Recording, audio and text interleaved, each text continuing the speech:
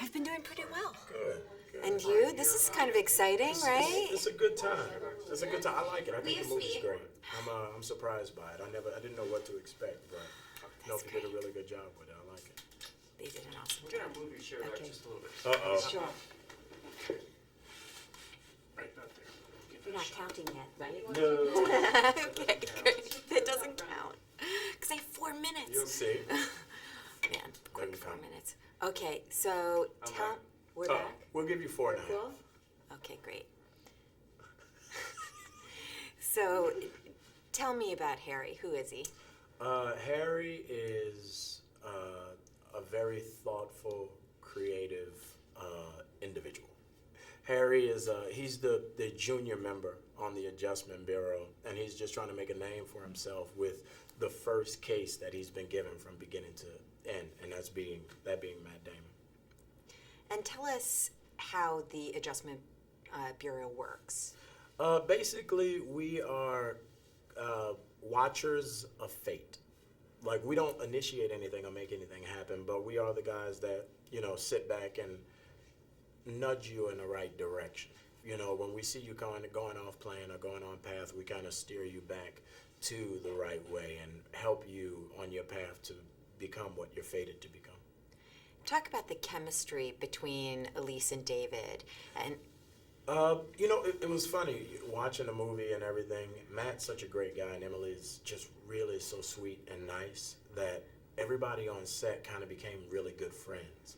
And I think when you look at Slattery, and even when you look at Stamp, it's like we had so much fun making this movie, just being in New York and hanging out and chilling, and the weather was okay, and everybody just really enjoyed being around each other. So you see that chemistry and camaraderie with every person in the movie between each other.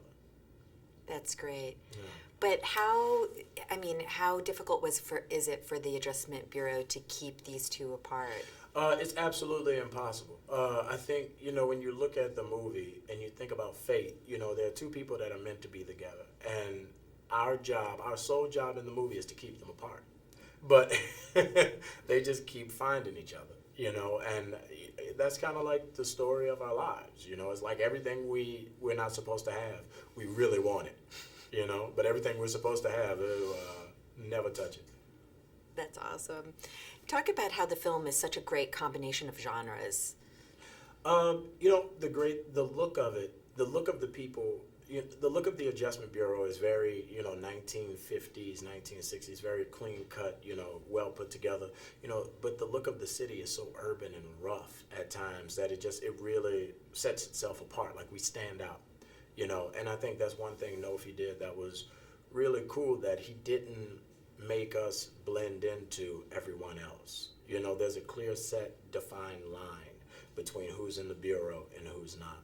And I think New York being such an amazing city, such an amazing hub of culture, it kind of lends itself to that. Because there are certain places we shot where it looked like Matt and Emily were out of place and we fit in. So it could be 10 different movies all cut together to make this one movie. How about combining the romantic and supernatural elements? Well, the different storylines in the movie kind of go together hand in hand. I feel like the romantic storyline between Matt and Emily and the harsh, long life storyline that goes along with being in the Bureau, their love and romance just makes our life so hard that it wears on us and just pulls us down in every minute of this movie. And by the end of the movie, you see it when Slattery comes in and he's like, you finally have a case and they're meant to be together. This was booby-trapped.